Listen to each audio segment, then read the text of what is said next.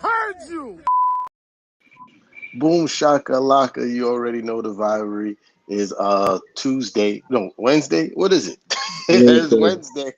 It's for It's sure Wednesday. Wednesday. It's Who Run the City. It's Tea Time. Is Big Fan Breezy. We in the Mhm. building. Shout out to Leaf in the building. We see you. What's Uh, good, Ray? so what's up, man? I mean, I sent y'all the brochures. I see y'all made it. See y'all made it to Cancun. But truth is that the players on my team, they not in Cancun. They somewhere in the gym locking in. Now I'm saying practicing, becoming better teammates. Saying that Cam Thomas, here are the keys to the team. Soon they will be keys to the city. Oh yeah, it's tied right now. We're gonna get to the fan game. We're gonna get to all of that. But right now, he's going to have the keys to the team. We're not, in my opinion, going to get Donovan Mitchell. I'm kind of quieting all that down on my page because it don't make no sense. Cam Thomas is a dynamic scorer. He's a guard. If anything, we need help in the paint. We trying to get in the draft. And far as guards, I'm going to keep it real with you. I mean, everybody ain't going to agree with me, but we've been talking about Nemhard, making Nemhard a starting point guard on the team for various reasons. Now, he's not necessarily the best point guard in the whole wide world, but what he did from going 16 points to 24 points in the regular season to the playoffs, in my opinion, was impressive. It's his second year in the league. There's room for improvement, but this is not a team that's going to be contending for a championship next year. In my opinion, I think our team is more focused on making the playoffs. Joe Tsai came out and said he disappointed. We didn't make the playoffs. So I imagine the goal for next season is to make the playoffs, to be good enough to make the playoffs, not just to play in, but the playoffs. So yeah, that maybe 6 seed. Um, yeah, but we just focus on guard play. I'm watching the playoffs too, man. Uh, I was streaming about the Wolves game. You was right about the Celtics from this week to last week. You said it was a sweep. You called it. It was a sweep. I didn't watch much of it though. Did you watch it or you just called it? Uh, I watched some of it. I ain't gonna lie, like I was super in tune and invested because I knew that series was gonna be ass because the Pacers shouldn't have been there in the first place. You would say that. You would say that. No, I mean, not even from us. I think they shouldn't have beat Milwaukee, but Milwaukee was hurt. Uh, I don't think they should beat us, but we was hurt. And then the ironic thing about that is to see Tyrese Halliburton after wearing uh, a choke Reggie Miller hoodie in his post game interview for the Knicks and Pacers series.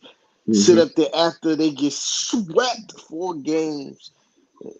I'm out of here. Go. Oh, one thing I learned about the players is that the healthier team wins. Get the fuck out of here, Tyrese Halliburton. Ain't nobody trying to hear that shit from you. Because when you was talking all that shit, when you was beating the Knicks, when you was talking all that shit, when you beat the Milwaukee Bucks when they injured, you wasn't talking about no fucking injuries. So now that you got swept 4 games and out of here in the Eastern Conference Finals, I don't want to hear you talk about no motherfucking injuries, dog. You don't get that pass. You know what I mean? Like my issue with Tyrese Halliburton is this. I like shit talkers. I'm a shit talker. But you know about one thing about me, Big Fan Breezy, I'm gonna talk shit whether I'm losing or I'm winning. Because that's just who Hmm. I am. I'm confident in myself that way, right? Hmm.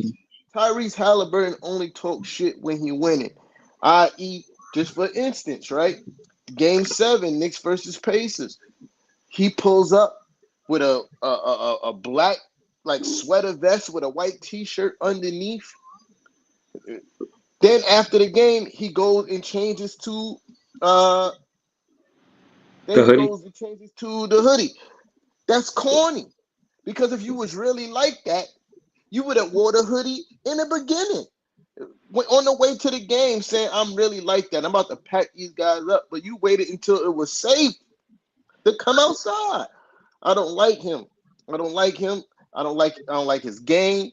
I don't like nothing about Tyrese Halliburton. You feel me? And I'm happy, absolutely elated that he got swept. And I'm not, yo, listen, I never joke about injuries, but I think he was faking, son. I thought he saw what was happening and was like, up. Time to pull this hammy. Time to say my hammy hurt. That's on Time him, bro. If that's how his character, it shows he's not a leader, and that shit is gonna bite him in the ass because you're not gonna have players that want to play there. Now, I'll say that Siakam might stay. From what I've seen, he gonna stay there. You know what I mean? nice. But I don't. What I'm trying to figure out is Nimhard's situation. Is he a two guard there? Is he going to play behind Mathurin? I mean, is he behind Mathurin in the rotation? Is he the backup point guard? Because the significant conversation I imagine he's having is looking at his stats. Is like, yo, I was playing 26 minutes in the regular season. I put up 16 points. I was playing 30 plus minutes in playoffs, and I put up 24 points. So if I go somewhere and start, I don't have to be behind Halliburton, who's going to take a lot of the minutes. He need to go somewhere where he could start. There's places outside of the Brooklyn Nets that could use a starting point guard like a Nimhard. His contract's sweeter than tiramisu. Like, I'm talking $2 million a year. They put him on the same contract he's only 2 years in the league, and his contract at the end of it, he gets like $8 million. So I could see why his contract is what it is, and I could see the Pacers trying to keep him. I don't know how we would get him on the team, but I don't think he wants to play behind Halliburton next season. From what I've seen, he could excel in his career by giving himself the opportunity for a trade. So the Brooklyn Nets would be great, but I don't know if that happens. But I said all that to say Jordy Fernandez is why I think he can, be part of the team, because he's going to be on the Canada team, and Jordy Fernandez is going to coach the Canada team. So he's actually going to have a chance to coach Nimhard. So I imagine he could recruit him like that. But other than that, just the whole draft picks and trade this one to that one, I don't know. Just make it happen, Brooklyn Nets. Just make it happen. So Nimrod he's not a free agent after this year, is he? Nah, I think it's 2 more years on his contract. I think he's going into his second year's contract. Wishful thinking, homie, because they're not trading that kid. Why would they trade him? It don't even make sense, right? You just What if he won't trade? What if he won one? It's super rare that a player on his rookie contract is bold enough to request a trade. That's not going to happen. I think he's in a favorable position over there with the Pacers. I think they put him in positions where he could be successful and maximize his skill set. I don't see them. I don't see them trading him, especially, Mathurin was coming off the bench anyway. Yeah, I mean, he was coming off the bench getting buckets as that 6-man role. You know what I mean? Mm-hmm. So I don't think Nimhard is the starting 2 guard. I think it's him. Yeah, I think he's the starting 2 guard. Facts. Okay, he's a 2 guard more than a point guard. Okay. Yeah. Because even in the playoffs, he started at the 2. You know what I mean? Like, so they're not getting rid of him. That's wishful thinking, gang. I get it. You know what I mean? You looking for any ray of light and any hope over there in Brooklyn. I understand. I know we need a point guard. I seen y'all suffer for years without a point guard. So, I don't want to follow that. We could look at how bad it was for y'all and say, let's not do what they doing. Let's not do what they did and try to get a point guard that's adequate. Now, if we started the season with Schroeder, I wouldn't be mad. But I don't think that we start the season with this same roster. You know what I mean? I think DFS gets traded for a draft pick. That's what I'm hearing. We try to get into the draft with DFS. And Sean Marks got a lot of flack about trading that first round pick for Royce O'Neal. And I just want to say, as a Nets fan, we should have, I won't say apologize, but he was right at the end of the day. Royce O'Neal, he came here and he hooped. You never know how it's going to pan out with one of these draft picks, whether or not they're going to get minutes. And far as the draft, what the Brooklyn Nets do with their draft picks is they get them very, very young. They got Cam Thomas, Day'Ron Sharpe, Dariq Whitehead, Noah Clowney, all in their rookie season, and that's the direction they go with the draft, is to get players that they can develop. They wanted Royce O'Neal for a win now player, and he was that. And then he's not here now, but he was playing like a win now player.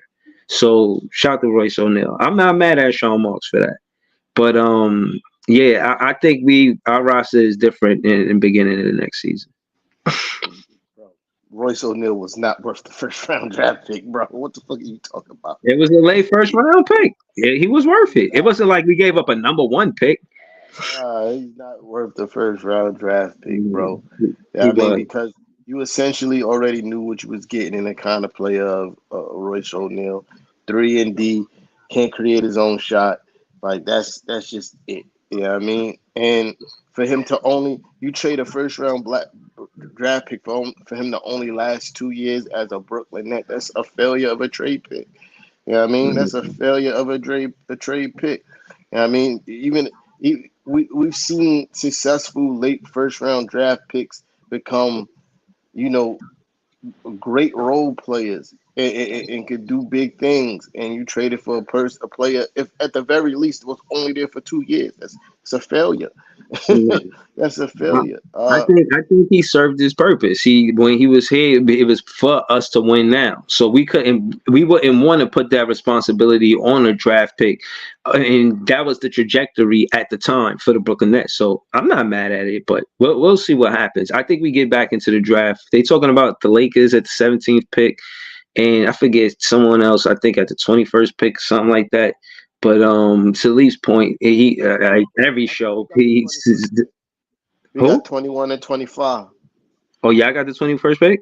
I believe. I could be wrong though. Because I looked at them. I looked at the mock draft, and they showed the Pelicans with the 21st pick. So okay, so that will make sense. Yeah. So yeah.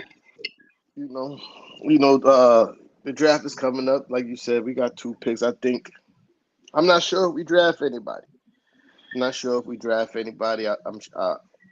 I think we may, trade either one or both picks to try to solidify the roster. But we'll see, man. I don't believe it's going to be too much tinkering done with the roster. Yeah, because Macau not going to be on it, right? Listen, man, never say never. And the reason why I say this is because y'all need a big man, right?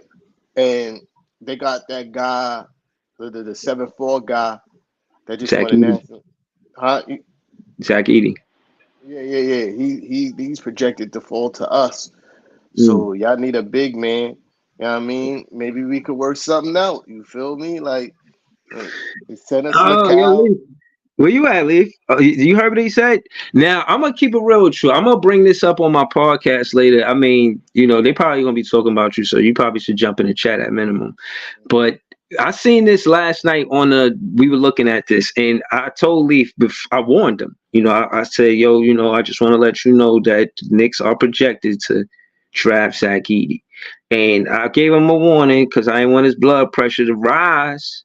You know what I'm saying? So I gave him a heads up, pause or whatever. But that's what it is. If they get Zach Edey from Mikal Bridges, what are we doing, Nets world? If y'all asking me, since I am the Nets fan here, I'm gonna keep it real with you.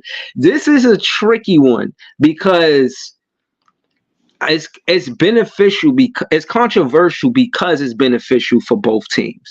That's the significant part that y'all gotta realize. We do need a big man, someone who could space the floor and be a low post threat. But I was saying that because we could have that utilized for Mikal Bridges. He's one of the best three-point corner shooters in the league last season. So Zach Edey will help a Mikal Bridges. But if that was the scenario and we couldn't deviate from that situation, I'm on both sides of the fence. I'm not, because I like Claxton and Noah Clowney in the latter part of the season and what they were doing, and I do want to see more of that. And I wouldn't be willing to come up. Pause. I wouldn't be willing to come off of Claxton or Clowney because I like their potential, and I want to see 82 games or plus with Claxton Clowney. Yes, I said plus. So that being said, yeah, Zach Edey is interesting, but specifically for Mikal, knowing how beneficial he would be for the Knicks, I feel some type of way. I'm not gonna lie. I really don't want to help that organization whatsoever. You know what I'm saying? Like, why would we help them? He doesn't get hurt. They just had 6 players out of the rotation. He's somebody that's not going to get hurt in the playoffs. And if Jalen Brunson got Mikal Bridges in the playoffs, I don't even want to start articulating that kind of hypothetical. I don't even want to do that. So I'll ask T-Time. Do you think that's possible? As a Nets fan, I am listening. I'm listening, but do I think it's possible? Yeah, I absolutely think it's possible. Address a major need of your team, which is somebody who Zach Edey is clearly going to be a problem on the boards. Anybody that tall and can't rebound, I don't believe that's going to happen, right? Like, I believe that Zach Edey's going to come in and make an immediate impact on the board. 7'4", that's nothing to sneeze at, right?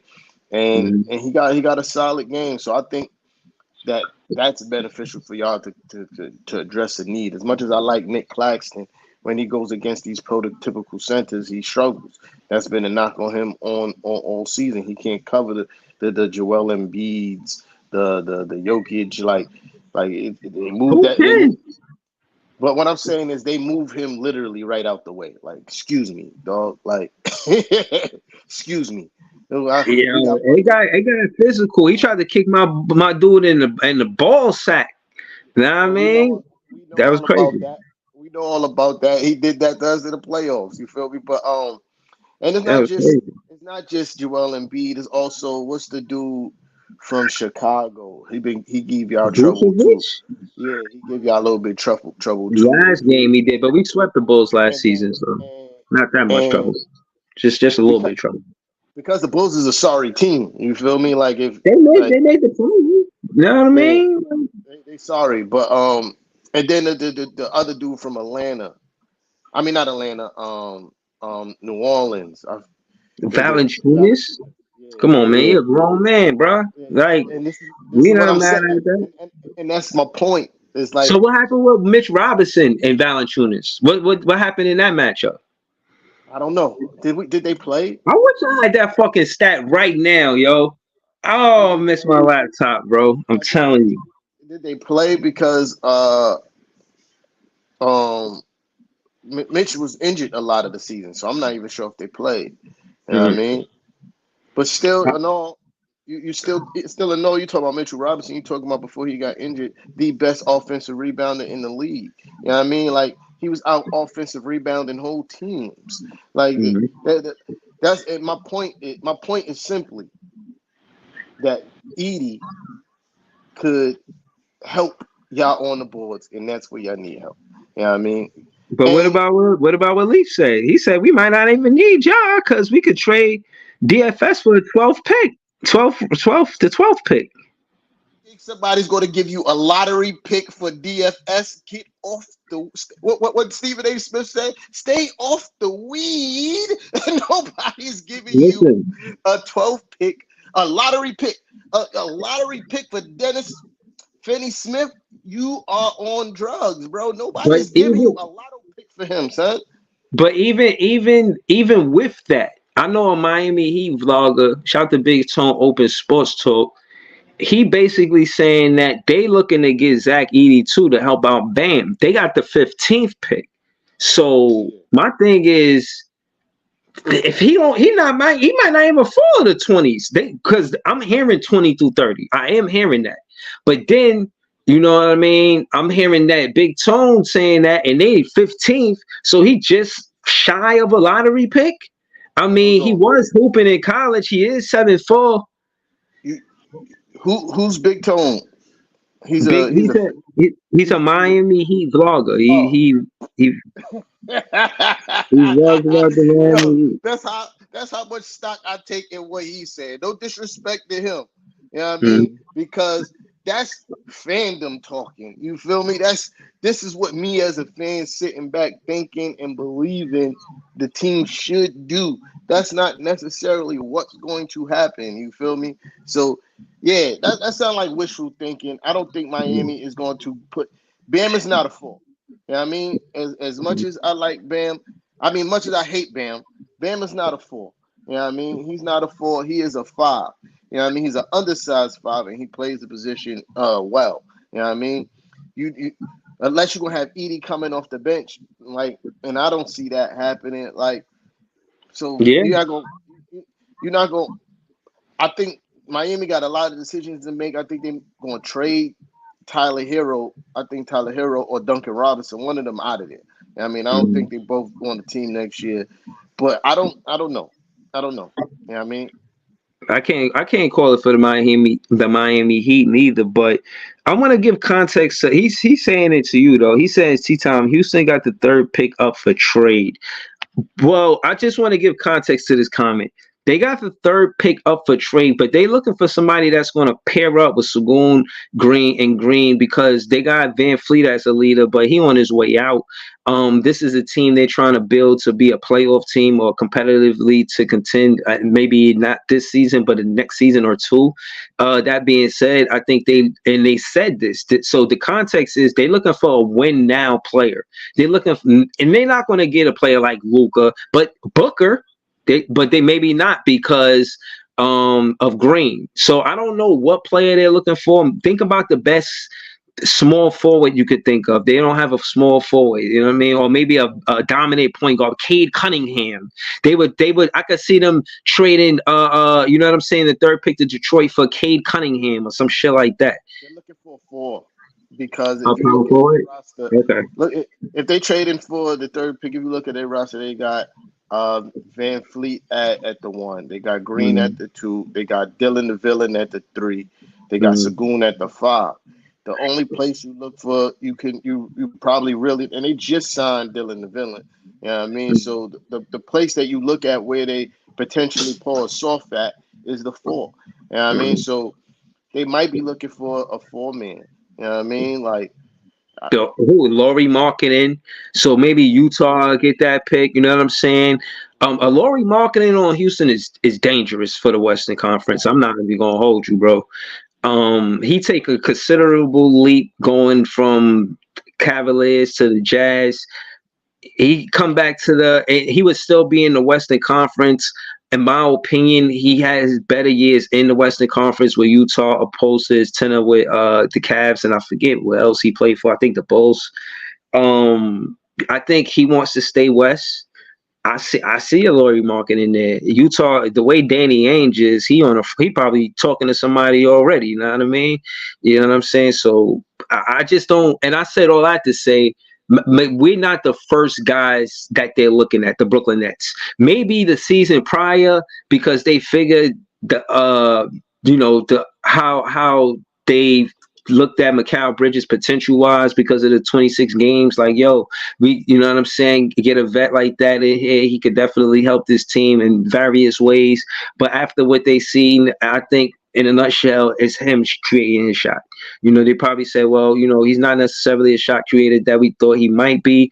But again, with his high side being on the defense and Ime Udoka being known for a defensive coach, I wouldn't cancel the Brooklyn Nets out of that equation.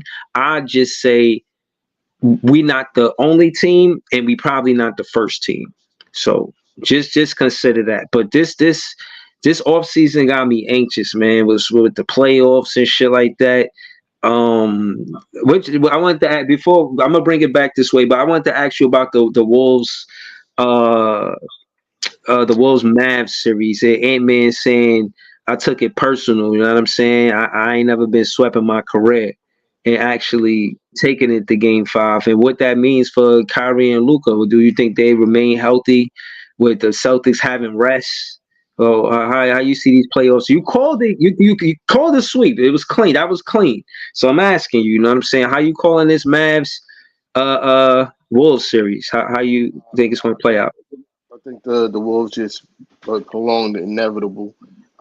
There's a report that Lively is coming back for Game 5. So, or there's a possibility that he'll be back for Game 5. And if that's the case, that goose is cooked. You know what I mean? That goose is cooked. Because obviously Lively was a big part of what they was doing before he got hurt. Um, and yeah, they just prolonged the inevitable. You know what I mean? I think because even if with the series going to 5, the Celtics getting that extra rest, I think it's like almost a week before the finals. You know what I mean? Like Mm-hmm. they usually take like almost a week break before the finals actually happen. Like so. Mm-hmm. With that being said, I think they'll be just fine. I think the Boston Celtics absolutely need to be terrified because this is going to be Kyrie revenge tour. You know what I mean? Mm-hmm. You know, Kyrie got no love for the Celtics, so Mm-hmm. it's going to be Kyrie revenge tour. I'm excited to see that series because one, I want the Celtics to lose. Right. You know what I mean? I ain't making no Yeah. qualms about that, and Word. I have no problem. I have no problem seeing Luka and Kyrie get in the ring. You know what I mean? I got no issues with Kyrie, you know what I mean, or Luka. You know what I mean? I just don't want the Celtics to win. So this Wolves series, that's nice. Great to hear Ant-Man say have some pride in himself. You know what I mean? And say like, nah, I don't want to be swept. But you should have had that same intensity. But you should have had that same intensity for the whole entire series. Fucking Cat, he just finally had a good game after all this time. You know what I mean? Mm. Like, yeah. So unless Cat can keep on doing what he did last game, they cooked. And Word. what happened? Oh, my sister just said Cat is a fucking bum. My sister just said Cat is a fucking bum. You gotta Yeah. show more consistency. Shout out to your sister. You gotta show more consistency, man. Yeah, but yeah, so yeah, like, and I think Lively is a big part of why Cat was being ineffective. You know what I Mm-hmm. mean? Because Lively is there. What he's there four. He goes between 4 and 5, right? Mm-hmm. And he's stretching their defense out. He's making Yeah. Cat have to guard. You know what I mean? Putting Cat in a lot of pick and roll situations on Mhm. defense. You know what I mean? Like, yeah, That's exactly it. I think that is the X factor because I said, what's the X factor of them winning this game? And Live, this is the only game Lively was out. But the way you articulated, that's what it is. That's really what it is. Um, Ant-Man, I think, but what I will say is, I think this remains a rivalry. I think Kyrie and Luca remain a duo regardless of what happens. They made it far enough for them to want to compete with each other from now on, with each other. Like they're gonna stay on the same team. I believe that happens. I believe that next year they gotta come off the Wolves. They gotta come off Conley. He can't be the starting point guard. He's good, but you don't need him to be the starting point guard. Probably need somebody that could score better, like a Garland, or something like that. But I think they're improving a point. Even if it's not Garland, I think they need to improve in a point guard uh position, pause or whatever. But yeah, man, that's what it is, man. I do the only think. reason why, real quick, the only reason why I said I shook my head to Garland because he's going to hurt their defense tremendously. But yeah, Yeah, no. Again, I don't. I think he got to score better than a Conley at just a threat because they do double Ant Man a lot, and Ant Man seems to get free. He's really good. He's up there. You know, I'm not. Davis contrasting him to Dwayne Wade. I'm not saying that because Dwayne Wade at 22, I think he won a championship, and he was the Flash. Yo, he was great. You know what but I'm he also saying? had Shaq. Yeah, yeah. Wade No, that's also had true. Shaq. And Yeah. Rudy ain't Shaq. Rudy is not Shaq. That is not the same. Rudy is not Shaq. He You could got combine dance Rudy. going. He You could stayed combine getting dance going. you can combine Rudy and Cat, and it still don't equal Shaq. Yeah, yeah. Nah, Shaq was straight dominant. But that being said, the contrast to great guards in the league like Wade and Jordan for Ant-Man, it's all fathomable. You know, I could see why they're saying that. I tend to be a fan of Ant-Man. I like his game. I like his athleticism. I think he just got fucking dunk of the year the other day or some wild shit.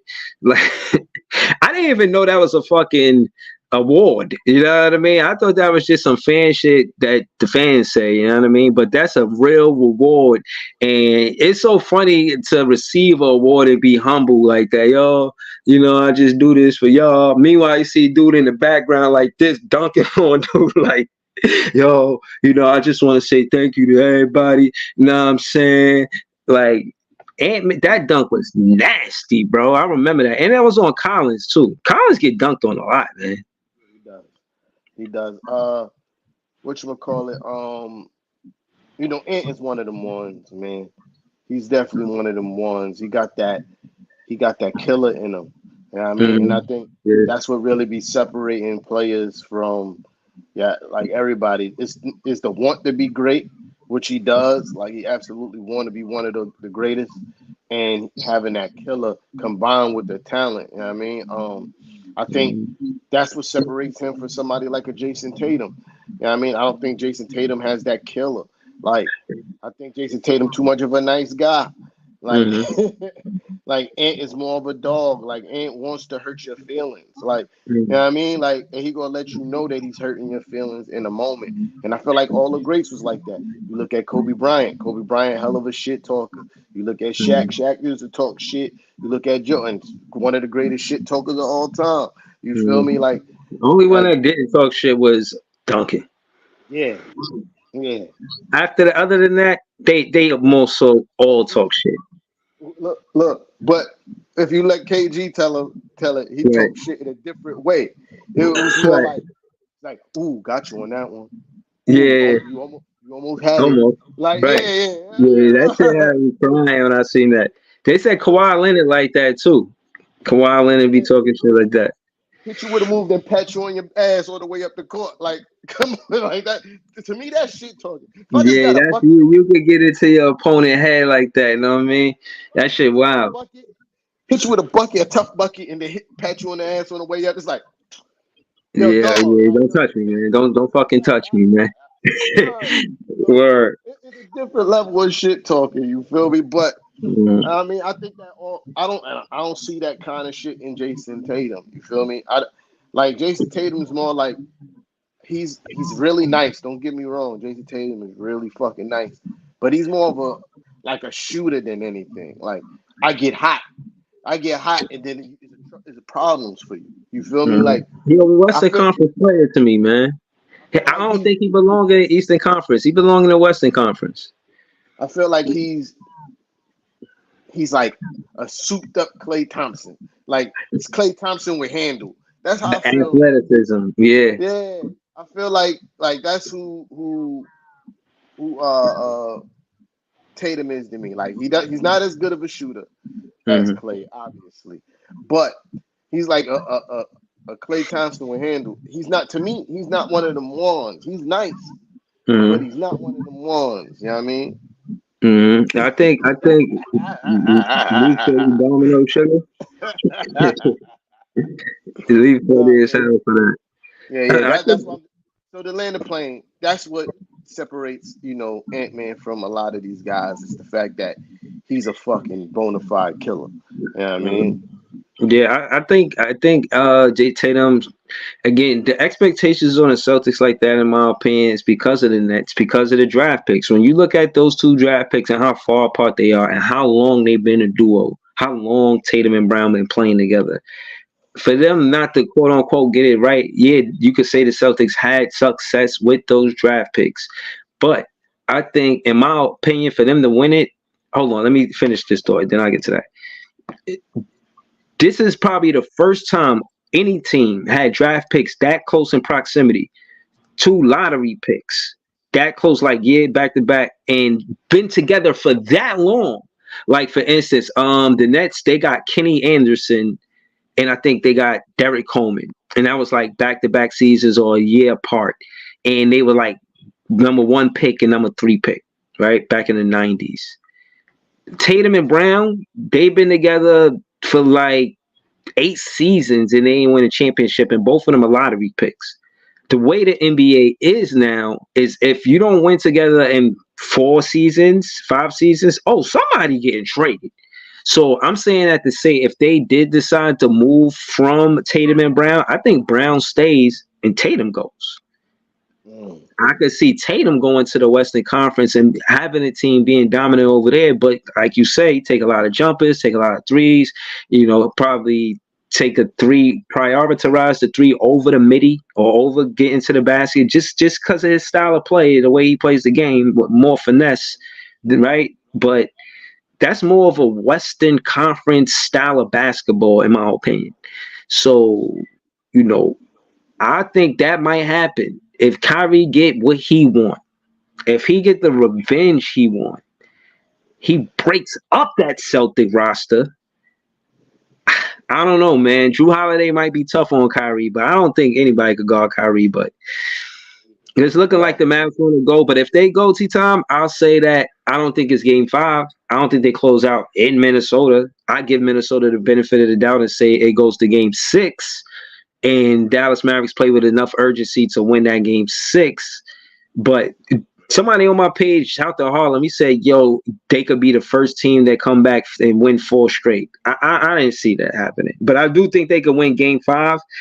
But I don't know if they win game 6. I'll say that. So I got it going 6 right now. So Minnesota, for whatever reason, in the playoffs have not been playing extremely well at the crib. This is what worries me. And then you get Lively back. You know what I mean? So it's a possibility that they could win game 5. I'm not saying that they all the way out of here. But if I'm putting money on it, which I'm not, I would put my money on the Dallas Mavericks because I just don't like the way Minnesota all playoffs has been playing at the crib. And somebody made an interesting point. I forgot which former basketball player said it, but he made a comparison on how like Jordan changed the way like guys prepare. For the season ahead. Jordan used to come into camp in shape, right? Like ready to go for the season. Before that, guys used to use training camp to get in shape. But Jordan changed that. And then, like, I think it was it Gilbert? It might have been Gil. I don't know. No, I don't know who it was. But anyway, he said that at the end of the season, when Jordan was coming back from – no, it wasn't Gilbert. It was somebody older. He said when Jordan was coming back from playing baseball, when the guys were getting eliminated, when superstars were getting eliminated from the playoffs, he would invite them and have them play basketball all the way until the championship is played. Like the winner is crowned. And the reason why you do that, you could condition your body to be ready for. And he said what he's noticed from the Wolves, they might be running out of gas because they never been this far. It's their first time, all of them. It's been this far. And he said it looked like to him they might be running out of gas because their body is not mentally and physically conditioned to play basketball this deep into the season. He said usually they on Cancun 2 weeks ago. Like, and that's an interesting take because that could be a possibility, dog. Like, if you're not used to, you already with your friends and family, some guys, like, they love basketball, but at the same time, you like, damn, it's summer. The niggas is outside already. I could be on a yacht, get my drink on. You know what I mean? Like, it's hard to maintain that focus. And I'm not saying that might be the issue for Ant, because I think Ant got a lot on his shoulders especially to be as young as he is. I just Mm. think like it might be other guys on a team that might be taking their eye off the ball for real. You know what I mean? Yeah, I totally agree. But what I will say is, I don't think they win this series. But I do think that this again, Dallas and the Wolves will be a rivalry from now on. It's going to be a rivalry. I feel like, and another thing, I feel like Kyrie is going to end his career with the Dallas Mavericks. I feel like Luka Doncic is going to do the same thing that Dirk Nowitzki did in his career with the Dallas Mavericks. I think Ant Man is going to end his career with the Timberwolves. Now I'm saying that to say that the Minnesota Timberwolves, it's hard to get talent out there because a lot of people don't want to play out there, right? So they only get a lot of talent because of their draft picks. That's just the real shit. I heard Shaq say, "Yo, I wanted to play somewhere hot."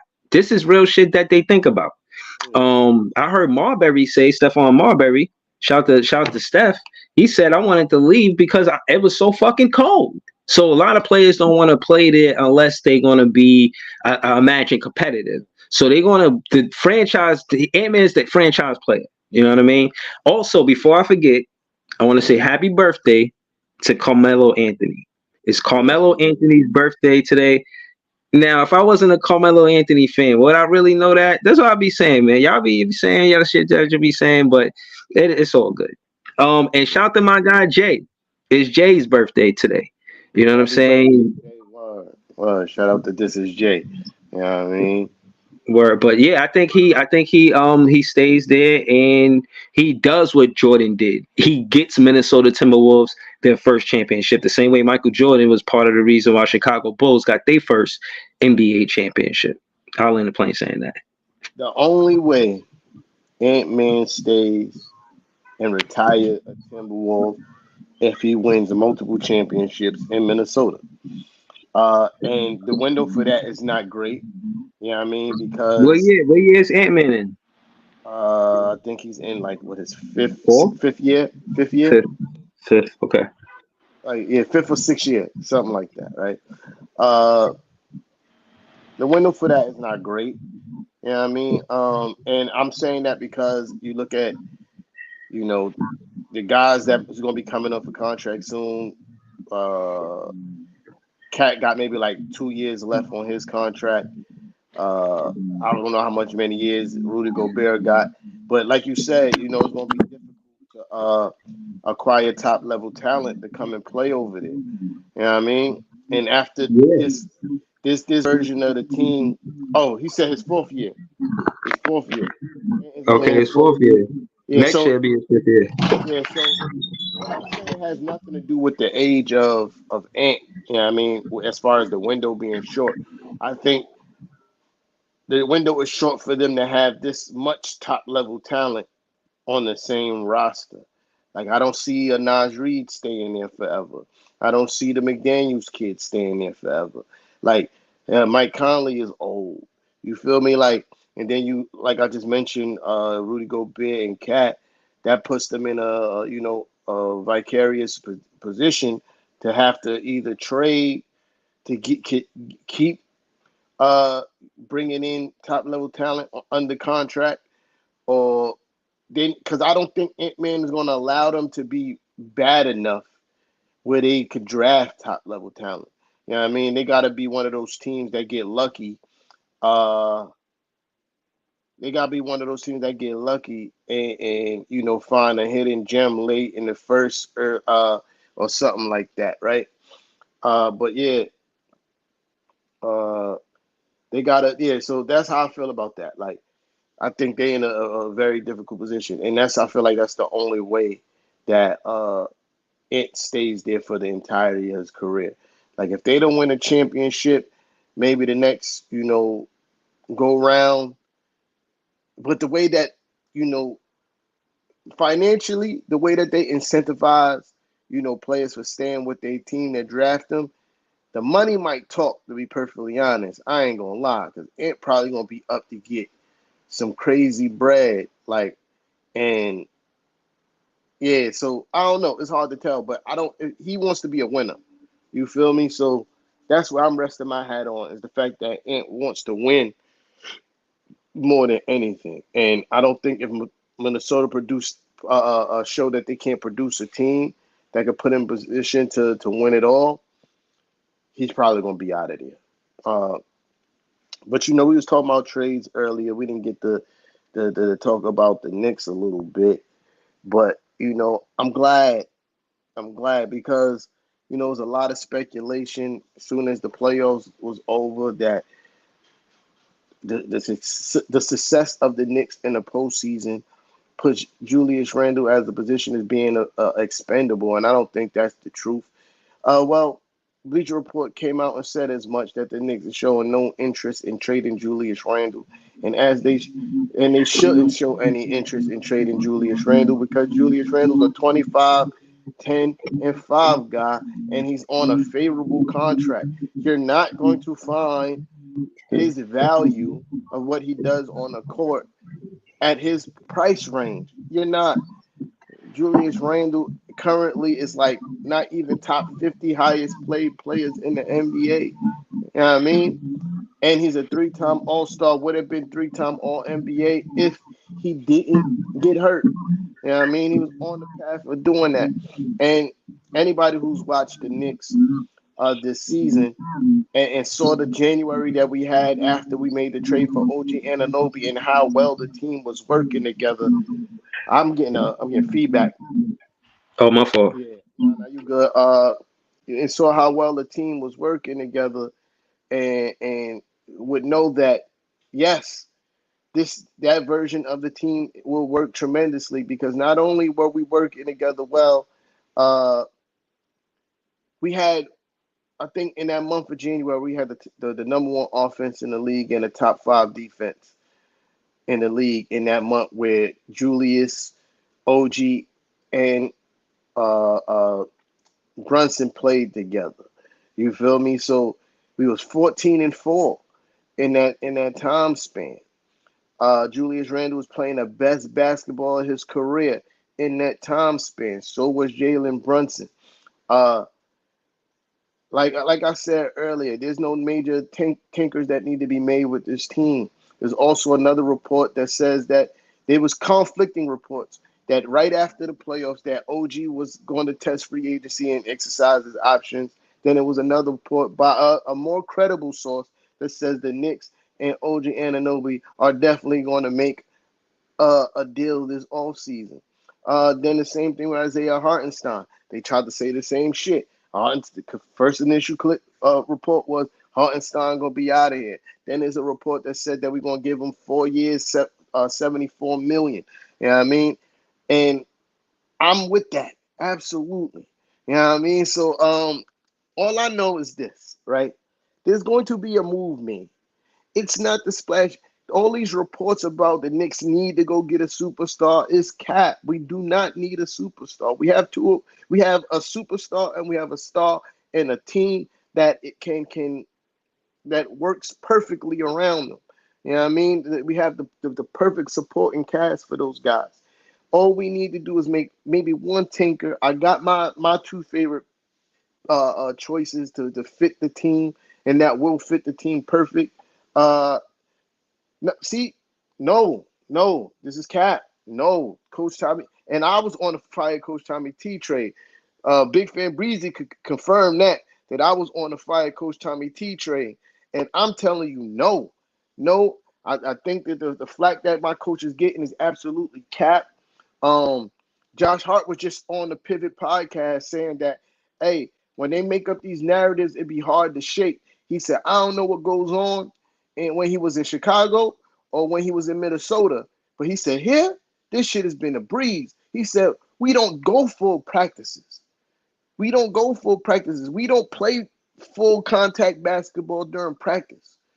He said we do walkthroughs and go through the mental stuff during practice. Make sure that everybody's mentally prepared for the game and know where they need to be so we could go out on the court and give 110%. And then if you look, because if you want to say, well, look, he caused the injuries, that's even more cat. Julius Randle got injured, but somebody undercut him taking a charge. Bogey got injured from Batum throwing himself into the back of uh, Bogey's legs. Mitchell Robinson got injured because of what Embiid did. Like I might give you the I'm and I shouldn't even give you that, but I will. I might give you the OG Anunoby injury. But he was running full speed trying to lay up the basketball and stopped on a dime when he came down. You know what I mean? Like, that's not muscle fatigue injury. That's a stress injury from you playing basketball. You know what I mean? Josh Hart injury came from him trying to rip the ball from somebody. That is a contact injury. It's not like they're running and tearing meniscus and no. You know what I mean? So that whole the narrative on Coach Tommy T is horrible. I am super proud of what he was able to do with what we had. With as many injuries that we've had, we could have packed it up in the first round and let the Sixers beat us. We could have packed it up and got beat quicker by the Pacers, but we didn't. You know what I mean? And that's because of great coaching. When the injuries happened in the middle of the season, we had that horrific February after that's because we don't have our play creators, Leaf. We didn't have our play creators. We was missing Julius Randle, somebody who's a play initiator. We was missing Bogey coming off the bench, somebody who could go get a bucket for us. Like, we had guys that weren't tasked to do these things all season trying to do these things. You know what I mean? That's where the issue came from. Not so much that the play caller was bad, because again, when we was healthy, we were the number one in the month of January. We were the number one offense in the NBA in January. You know what I mean? So back to what I was saying. Yeah, about us not tinkering with the lineup too much. Like, once we solidify, we resign OG. Once we resign iHeart, I think the expendable pieces we look at is Bogey and Burks again, and pairing them with some draft picks, uh, and trying to get somebody else. Right? We got a lot of draft picks to go get, another supporting cast guy or a fringe all-star type player. Uh, like I said, my favorite two picks in that situation is obviously Mikal Bridges and DeJounte Murray. I want either one of those guys to come and fill in that two spot, and I think that team is formidable. Even I love Dante, and I think Dante will flourish tremendously coming off the bench as well as in a starting lineup. You know what I mean? And one more thing about Tibbs too. Before all the injuries, only one player on our roster was in the top 10 in minutes per game, and that was Jalen Brunson. But that's what happened when you're a star. Luka played more minutes. Giannis played more minutes. Like, that's what happened when you're one of those guys on your team. You're going to be on the court more. You know what I mean? But all the other guys were getting adequate rest. When OG came to the Knicks, I think he played one game heavy minutes because it was a tight game. We played like 40 minutes or something like that because it was a tight game all throughout the game. But for most of that, he was in the low 30s in minutes per game. You know what I mean? And that's average for a starter. You know what I mean? And no guys was playing heavy minutes when we was healthy. You know what I mean? So the narrative is trash. You know what I mean? The narrative is trash. But back to what I was saying, so I can land this plane. Uh, yeah, Mikal or DeJounte. You know what I mean? DeJounte. You would love that. You would love that, Leaf, because you want us to get a coach that's not as good as Coach Tommy T, because this team fits him. The roster was built around who the coach is. You feel me? And we got tangible results. We got tangible results. You know what I mean? If if OG didn't get injured, we beat the Pacers. But you know what I mean? Like, we got tangible results with a depleted roster. Not every coach could do that, gang. And in a postseason, he was making tremendous adjustments. The adjustments that he made on Embiid and Maxey is the reason why we won in the first round. That's a fact. He took Maxey pretty much out of the game for most of game 6. You know what I mean? So, yeah. I kind of contribute that to Tobias Harris being trash. Like, I don't like Tobias Harris. If you haven't noticed, he's always great versus the Nets. Like fuck out of here. But you suck versus the playoffs versus in the first round, and respectfully, they I don't think Maxey had a 1-2 punch with a Tobias Harris when Embiid wasn't in the rotation.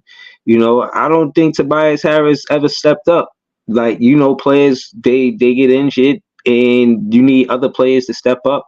Tobias Harris, they never did that. You know what I'm saying? So I just feel like y'all pretty much y'all won because it was Tobias Harris was a non-factor. Whether that was because of y'all defense or whatnot, that's what it is. As far as injuries is concerned, yeah, a lot of Nets fans say, "Yo, we ain't beat the Bucks because Kyrie got injured." Yes, that is largely part of the reason, but there was plays like KD going to Joe Harris when he was wide open, getting offensive rebounds, kicking it right back out to Joe Harris, and he missed it again.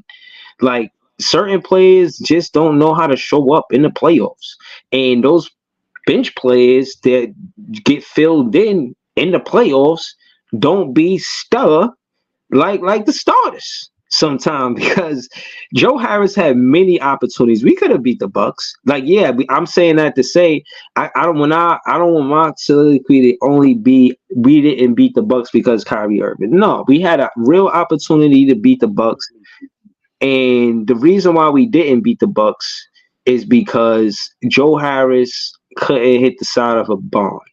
But go ahead. What did Leaf say?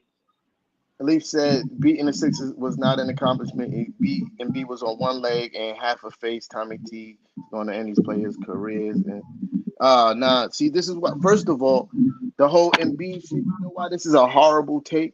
Because Embiid still played high level basketball, but you want to give credit to the fact that Embiid was hurt and not give any credit that we missed Julius Randle. You don't want to give no credit to the fact that in that series, Bogey got injured. So did Mitchell Robinson. You don't want to give no credit to those facts. But you want, but Embiid was hurt. We were missing players too. We were hurt. And we still won. And that's credit because of the coaching. You know what I mean? And as far as those are freak accidents. I just named you how the injuries happen. That's not because of coaching. That could happen if you play 1 minute a game. You could come out in the beginning of the game and somebody could undercut you. You could dislocate your shoulder. That has nothing to do with minutes being played. You could come out in a game and somebody could dive for a loose ball and dive directly into your leg and you could get hurt. That has nothing to do with how many minutes you play. You could come out and somebody could do a dirty play like Embiid and try to pull you down out of the air and you get hurt. That has nothing to do with the minutes you played. You know what I mean? And the players on the team are telling you, y'all are capping on Coach Tommy T. The players are coming out and be like, yo, y'all bugging. Y'all bugging. Y'all bugging, right? And hold on. Look. And when injuries start happening, who else they was going to be able to play? Josh Hart said it himself. He said, yo, we had 8 men available. So he plays 6 because the other 2 are normally not potentially ready. Those are the guys that you send to the G League and do these other things because they're not potentially ready for those moments. So you play the guys that you know and trust the best. And that's what Coach Tom, we had like 8 people available, dog. You want us to play the last 3 guys on a roster? I mean, that does speak volumes though, because coach that's in coaching, in my opinion, that is the rotation side of coaching. I know to put these 5 guys together on the floor because of the product, because of how good they play. I know that they're gonna go into the next quarter with the lead or whatever the case. They're gonna this 5 can stop. This is my defensive 5. This is my offensive 5, but this is collectively my best 5 together. Rotation wise, Tommy T, he knows how to do that. But in contrast to Spoelstra, who has more of a system, like a plug and play, more so like he could put anybody in those said roles and pretty much get more productivity opposed to Tibbs because of the style of basketball, how he coaches. Maybe I'm wrong. I don't know. You are.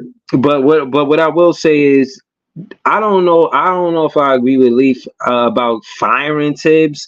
I had my qualms about him too. But again, I'm a Nets fan, so I'll find little things to nitpick at. But I'm focused on my coach. You know what I'm saying?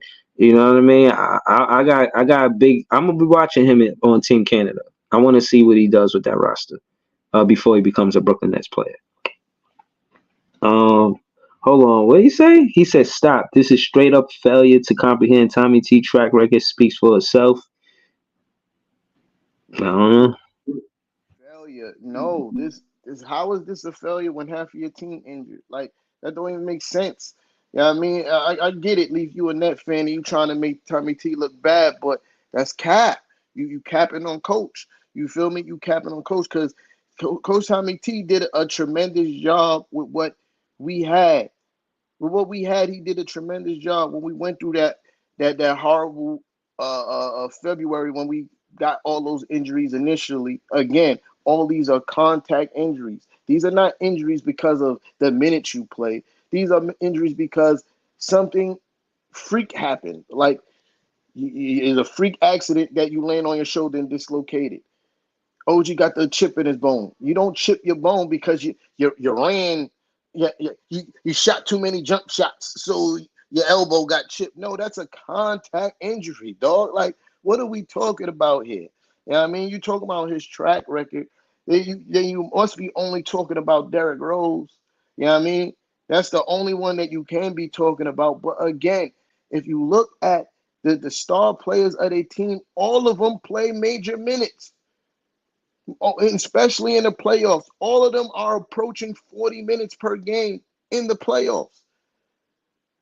So that's what I'm saying. When people build these narratives about certain people and players, they can't they don't disappear. I think Coach Tommy T did a tremendous job coaching this year, especially when we went through all those injuries for us to continue to make it to the second seed when we should have. When you watched all the other teams around us that had similar injuries or less injuries plummet in the standings. These guys are dropping games like flies, and Coach Tommy T found a way to win, even despite having all those guys missing.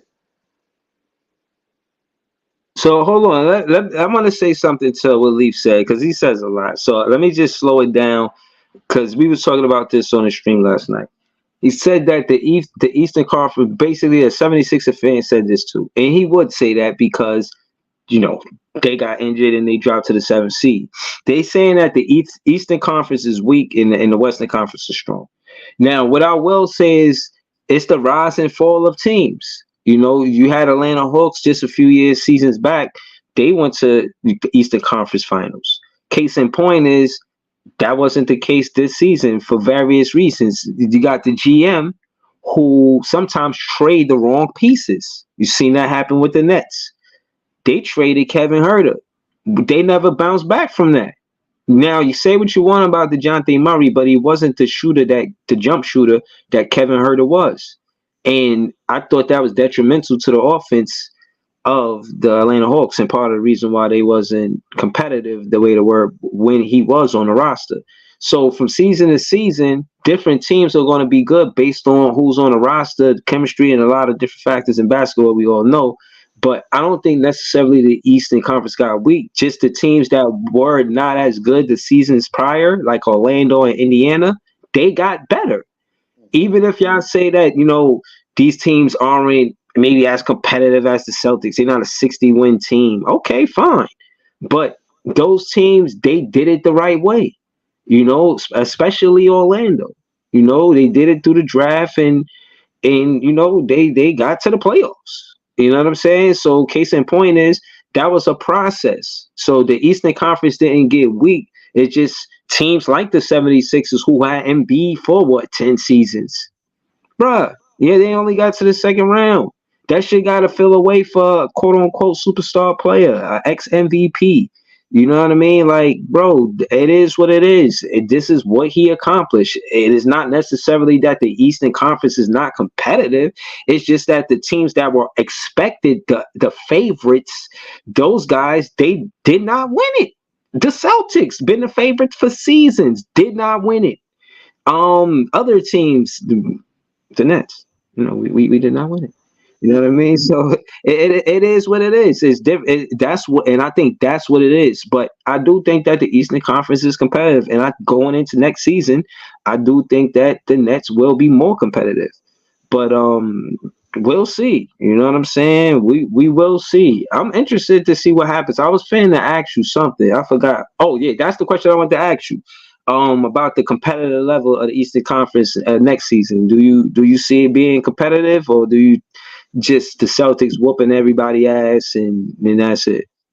Uh, no, I think the Celtics benefit from being one of the few teams in the East that was healthy most of the season. They didn't really have to.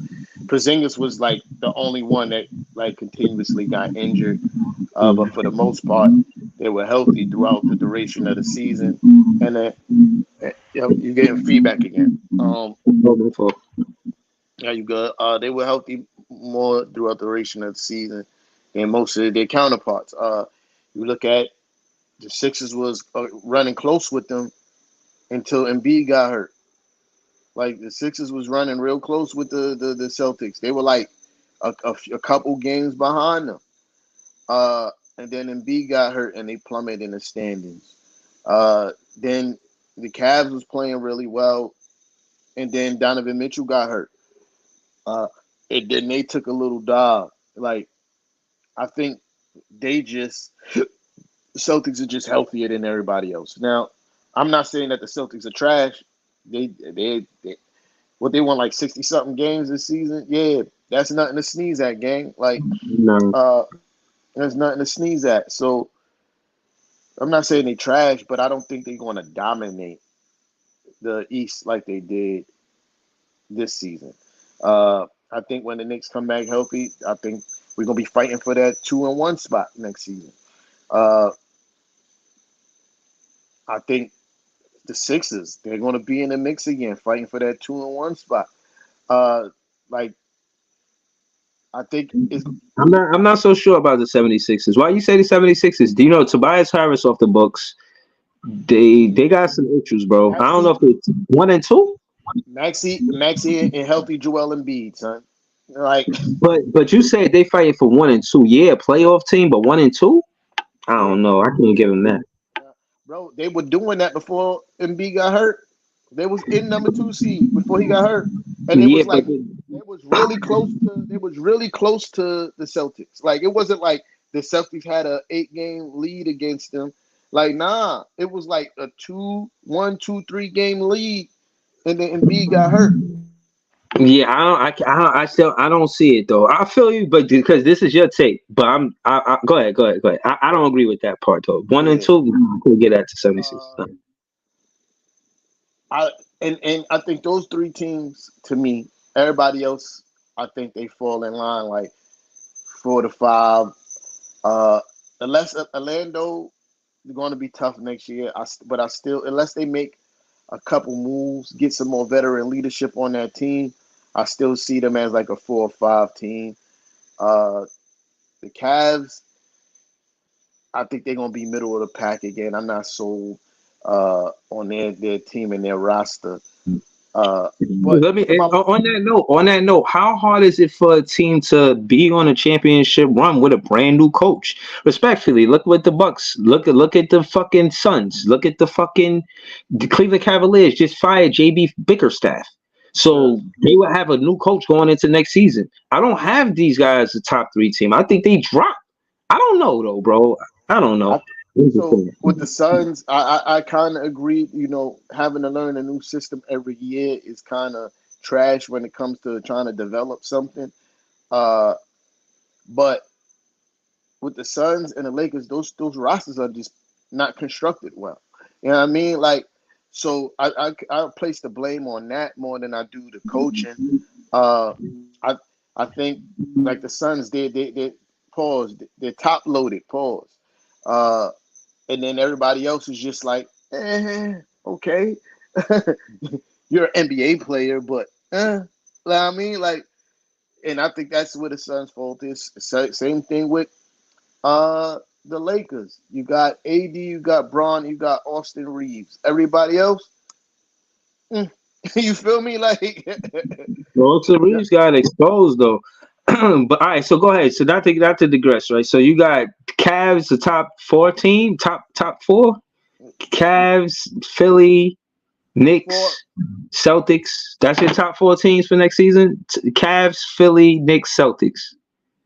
mm, Cavs is interchangeable. You know what I mean? But I got the top three in no particular order. Uh, Knicks, Celtics, Sixers. And then Uh, you said Orlando too. You got they Orlando gonna being good. they're gonna be like a top five team next year, I believe. I think Pablo only gets better. I think that Franz Wagner kid only gets better. I think they add some pieces this offseason around those guys. I like what I saw from them. Like they're a difficult team because they're young and pause they long. You know what I mean? They defend really well. They play with that young exuberance on the defensive end. And then you got a guy like Pablo who's only going to get better. You know what I mean? So yeah, I see them maintaining that fifth seed. Uh, Miami, I don't know. I don't know. I don't know. Miami is like it's weird with Miami because Jimmy's always hurt. Yeah. You know what I mean? Yeah. And I heard they talking about trading Jimmy, especially after that outing with Pat Riley and Jimmy. Ain't no guarantee Jimmy gonna be back there, but I do think he'll go to a contender. I don't know where, but somewhere. They, they saying the Sixers. I don't think he's going back to the Sixers.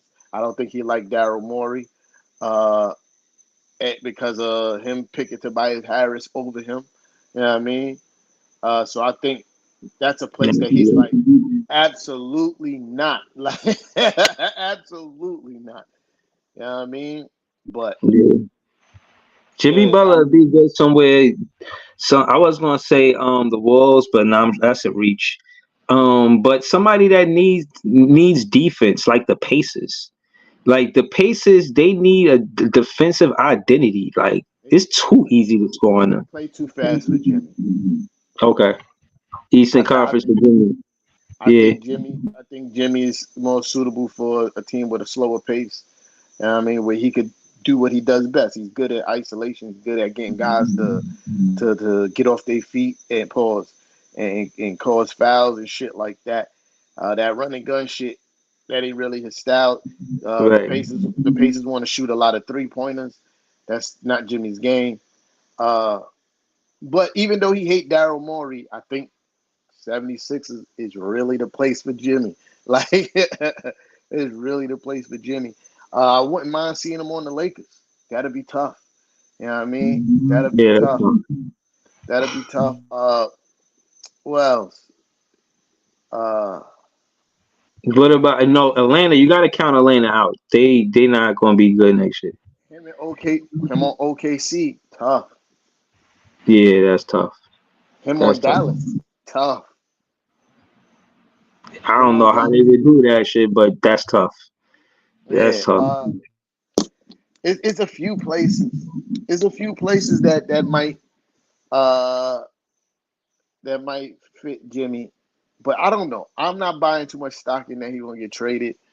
Uh, I think it was one of those things where you know uh, Pat Riley had to just give him a public bow bow. You know what I mean? Like, yo, you doing too much. You know what I mean? Like, Yeah, relax. But I don't think like that was such of a riff. You know what I mean? That they they can't talk about it. Like, you feel me? Like, and hash it out. Like, yeah, and yeah. I Jimmy is super vocal too. If Jimmy had made the displeasure with what Pat Riley said or did, he would have said something. hmm Maybe you're right. Maybe you're right. But even with Jimmy coming back, fringe playoff team. I'm talking 7th seed, 8th seed. You know what I mean? They, as I gave them a lot of credit when it was due. But after they run and going into next season, I think Jimmy Butler is like 35. You know what I'm saying? His best basketball might be behind him. You might get one more quote unquote prime season out of a Jimmy Butler, but I don't know how much more. I don't know how big the window it is open for the Heat to actually continue to be competitive, the playoff competitive or contender, championship contending. You know what I mean? Competitive. So, Uh, you know. Jimmy will be 35 when the season starts. Uh, and that's where it usually starts. Well, it usually starts a little bit before that. Yeah, I mean, but for him to be a number one option at 35, his only true backup, like, is Bam. Tyler Hero showed some shit this playoffs. I ain't gonna lie, but he's streaky. You know what I mean? Like, one game he'll light you up for 30 something, and the next couple games he'll score 10. You know what I mean? And you can't build a franchise around that kind of production. Uh, I think they trade Tyler Hero. Honestly, I think Tyler Hero's out of there this year. I think they try to bring another high. Maybe Devin Booker ends up in Miami. I You wouldn't know be what I mean? surprised. I wouldn't be surprised. I And would then not be surprised. They need if a they, point guard. The Suns got to figure something out. I think if they get booked, they don't. They need, like, who could have say, like, a point guard. I think if they get a book, they need somebody like a Mike Conley. Like, they don't need somebody that could give you buckets. Somebody that could run the offense, play solid defense, hit an open 3-point shot. You know what I mean? Get the offense organized. You know what I mean? They'll need, if they get booked. You know what I mean? That's the kind of player they'll need. Uh, like a Kyle Lowry a few years ago. You feel me? Yeah, Like one of those kind of players. You feel me? But if they find a way to get Devin Booker, they're gonna be in that conversation of, like, who's fighting for top three. You know what I mean? Like, I think Booker make that much of a regular season difference. You know what I mean? I don't think they're gonna be championship contenders. I think Booker is amazing in the regular season. yeah. No, I'm with you. I'm looking forward to this off season. For what it's worth, when we get back, it's either going to be the Wolves and the Mavs in the finals, and after that, then we talk about the finals, but then right after that is the off season, and that's when I think the Brooklyn Nets are going to make moves. I think we're going to be aggressive. You know what I mean? I think we're going to get straight to it. I don't think there's going to be any hesitancy. As soon as the Kings lost, Jordy Fernandez was here the very next week. He's hired a slew of assistant coaches, all important to player development. Well, not all of them. He hired some of them. He kept. He kept a Corey Vincent who came over with a Mikal Bridges, which makes me believe that he stays with the Brooklyn Nets. Um, Also, that being said, he's very fast, very impactful at getting his coaching staff together. So I guess he can work from now. You know what I mean? He's not waiting. He's not wasting any time. He's getting to it. So shout out to Jordy Fernandez. And yeah, I'm really looking forward to this off season. I'll have more maybes and what ifs, but for right now, it's too hard to say. You know what I mean? But I got the just to recap what we doing right now. Recap the show. I got I got the Mavs going to the finals, man. Next time we pull up, I imagine the Mavs is in the finals. They saying that the Wolves could come back. Surprise me. You know what I mean? I'll even put a pride. You know what I mean? My hard-earned $5 on the Wolves winning the championship. I might come up super duper. You heard? I might come up if that happens. If I put $5 on the Wolves winning and they winning, that gotta be at least 200. 200. You know what I'm saying? Depends on. I don't think at this far in the game the odds are that crazy. You know what I mean? Yeah. So I don't know. But you might come up a little maybe between $20 to $40. You know what I mean? Yeah. If I put 20 or 40 on it and they get Yeah. to the finals, that's yeah, Oh, you talking about from right now? yeah, yeah. Oh, the odds on that are crazy, bro. You might Is win it? you Yeah. might you might win a couple thousand. I ain't gonna hold you off your five. $5. I'm gonna do it, man. I was looking for it last night, but I couldn't find it. All I seen is them winning the series, Yeah. not the championship. But I think it's on FanDuel. I'm gonna check it out. Yeah, But yeah, you put their odds of winning a chip right now is probably through the motherfucking roof, son. You probably gonna win a couple thousand off that $5. eh, Yeah, but uh, I don't see it happening. You know what I mean? I definitely see this being a wrap in either 5 or 6. And we be here talking about who gonna win between the Mavericks and the Celtics. You know what I mean? But it's a good for a 4-year player to lead your team all the way to the Western Conference Finals. That is very impressive of Anthony Edwards. Uh, yeah, shout out to him, man. Like that's dope shit. I mean, that don't happen every day. You know what I mean? So I don't even think Jordan did that. nah, Respectfully. nah, nah. But Uh, Anthony played the Celtics or the bad boy Pistons neither. But, uh, yeah. He played the champs though. and and and check it. And he got way more help than Jordan too. Facts. Yeah, yeah. But Jordan to your came. point, Jordan came in. he's that false. Jordan came into the league playing with coke heads. Yeah, nah, Jordan was skinny too. He funny as hell for that. He came to the league playing with alcoholics and coke heads. You Yeah, know what I mean? they was definitely doing coke. Definitely on the nose, King. Snitched on him. He snitched on him. In the last dance, oh, he Mhm. told right on all of them. He said, "Yeah, I walked into the room. There was people doing lines over here, people drinking over there. He told on all of them." That's crazy work. But yeah, I see Ant Man, he takes his conditioning very seriously and he's an athlete. I mean, one dunk of the year, what more you want for him? I could think of maybe 3 dunks off the top of my head of him doing somebody bad. The dude from Bad Miami. in this series. Yeah, the other day, yo, I seen that. I think they called the timeout. They called the timeout after that play. Hold up. Time out. We gotta regroup. So you know what I'm saying. Hopefully he stays there. And that's what I wanted to say before I left the stream. I like that.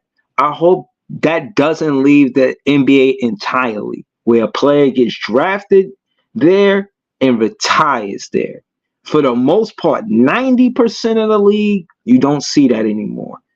But it'd be nice to see, well, at least maybe 1 or 2 players. I don't want to see Steph Curry play nowhere else. It's just certain plays I don't want to see play nowhere else. I mean, Jordan, he played for the Wizards. It count, but I ain't really want to see it. But I thought it contributed to the game. Like he just came back for the love. He's not trying to compete. Yeah. So, Uh, but I meant competitively. I don't want to see certain players play nowhere else. So yeah, I'll land the plane saying that. Steph is going to be the last player that we see retire for the team that drafted. I'm convinced in that. Again, and it happens because Steph won multiple championships with the Golden State Warriors. Like if you can't produce a team around your star player where they win multiple championships and they're immortalized with their franchise, what are they to do? You don't want to be Dame Lillard. You feel me? Like you don't want to be Dame Lillard, and everybody looks at Dame Lillard now as the cautionary tale of like, yo, I don't want to waste all my prime years and not be able to compete for a championship. You know what I mean? So that's why I think that guys like Ant, if you don't win multiple championships, and I guess by the time he's in his late 20s, he's out of there, bro. You know what I But mean? I would say they tenor is different. I can't recall. If correct me if I'm wrong. I don't think in Dame Lillard's 4th year he actually made the conference finals. You know what I'm saying?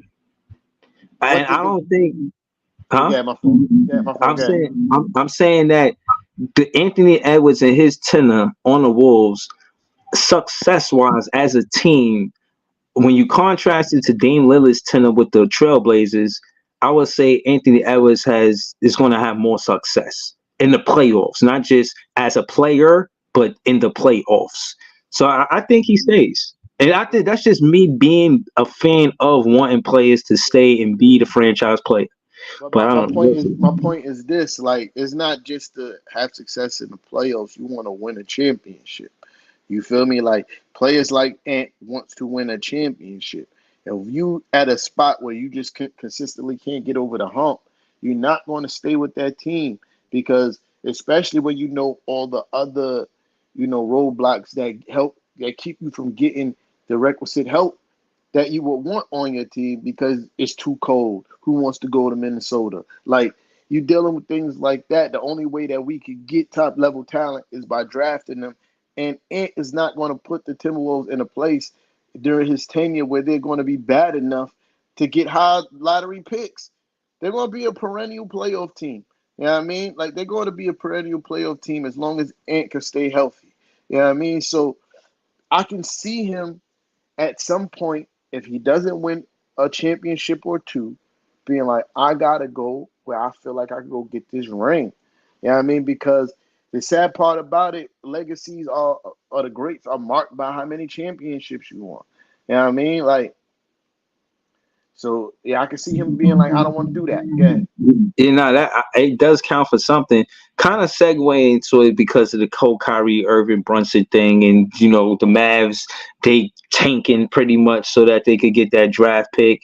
That was all connected Yep. between Brunson, Kyrie Irving, Lively. I kind of wanted to segue into that, but I'll leave off the conversation with Anthony Ant-Man saying that was the contrast that I had for him and want for him for Michael Jordan. Everybody talk about their games, but more than anything, I think that Ant-Man could bring a championship to that franchise, be the reason why they get a championship the same way Jordan did the Bulls. But segue into the Kyrie Brunson conversation before we leave, I wanted to have with you was when you look at how it panned out, I'm not going to lie, both teams won in that scenario. Both, you could say more success for the Dallas Mavericks because they're in the conference finals, but respectfully, with the Knicks getting Brunson, you see the upside of what y'all were before Brunson up until now. So I think the story is still being written, but I'm saying all that's to say both teams won in that trade. How you feel about that? Uh, I think initially Dallas lost because the Kyrie is not necessarily a byproduct of them losing Jalen Brunson. Uh, it wasn't a trade. It wasn't a trade. You know what I mean? They pretty much let Jalen Brunson go. They didn't even compete. You know what I mean? Uh, what you would call it? Jalen Brunson said they didn't even offer him a contract. I think he said he was willing to sign like a $12 million contract or some shit like that to stay with the Mavericks or something like that. Yeah. Uh, what you would call it? Mark Cuban said that he had confidence that he could keep Jalen Brunson because they could offer him more money than anybody else can. Uh, which was an absolute fact. Like, we could not compete with how much that Dallas could have actually offered Jalen Brunson, and they refused to offer. Uh, the the worst thing, if you granted, even if you felt like the Knicks may have had the upper hand because his dad, Coach Tibbs, all that other shit, right? You still make the offer because the worst he could say is, "Nah, I'm going over here." You didn't even offer, so you took an L. They took an L with that, but they did. I give them props for turning that situation into something that's that's dope. You know what I mean? Because they definitely did. And them what you would call it, tanking to keep their draft pick, it was a bitch move. I ain't gonna lie. It's a bitch move. You know what I mean? Like, you play the game to compete and win. You know what I mean? You play the game to compete and win, and you pulling out your two best players in a game that could have sent you to the play-in, or the playoffs or the play-in. I can't remember, but that's sucker shit. That's sucker shit. Because I know Luka and Kyrie as basketball players wanted to compete, regardless where they landed. They landed in the play-in. They would have took that and tried to make the best of that situation because they're greats, they're competitors, and that sucker shit by Mark Cuban and Dallas Mavericks, and that's nasty work. Yeah, I mean, I think they feel like they needed a big around Luca. They don't want Luca to be the biggest guy, and he's a big guy, but they don't want him to be the biggest guy, and that's why they went after. They tried with Porzingis. See, that didn't work. They talking about it's going to be Porzingis, his revenge and all that shit. Like, man, he got to play. He got to get in the game. But what I will say is that's the business side of it, the whole tanking to get this player and that player. I'm not a fan of it. I'm really not. You know what I'm saying? But it is what it is. You know what I mean? That's how they do shit. You know, everybody knows but don't know type shit. So whatever. You know what I mean? But I do think that them getting Kyrie Irving is it shows how good Brunson is because you couldn't just put anybody next to you couldn't put Tim Hardaway Jr. You know what I'm saying, next to Luka, and think you would have got the productivity that Brunson was next to Luka. Kyrie is who you were supposed to place Brunson with in Dallas. That's the only way they clean that mess up, from what I can see. But we'll see what happens. Yeah, they definitely making that trade with y'all is how they got Kyrie. Absolutely. What they got for what y'all got for Kyrie? We got a bad shooter in DFS. He wasn't a good shooter, and he was an overworked defender. Yeah, but his defense wasn't making up for his lack of offense, if that makes sense. As good as a defender he was, we needed him to knock down some of them open 3-pointers, and he was missing a lot of them. So yeah, they at one point they was definitely leaving him open so he could take shots. I remember seeing that in a game like, oh shit, they want him to shoot. yeah. So I remember telling Dennis that DFS wasn't it. I remember telling you that much. But yeah, I mean, kudos to their front office for making that trade and getting Kyrie for virtually nothing. That they did a good job in recovering. You know what I mean? Because if not, it'd have been major egg on their face still to this day. That they let a caliber player like Brunson go for nothing. Yeah. But maybe Brunson was I don't know. I'll say, but Brunson, it worked out for both teams. I'll say that. It worked out for both teams. I don't want to how you say just be splitting hairs.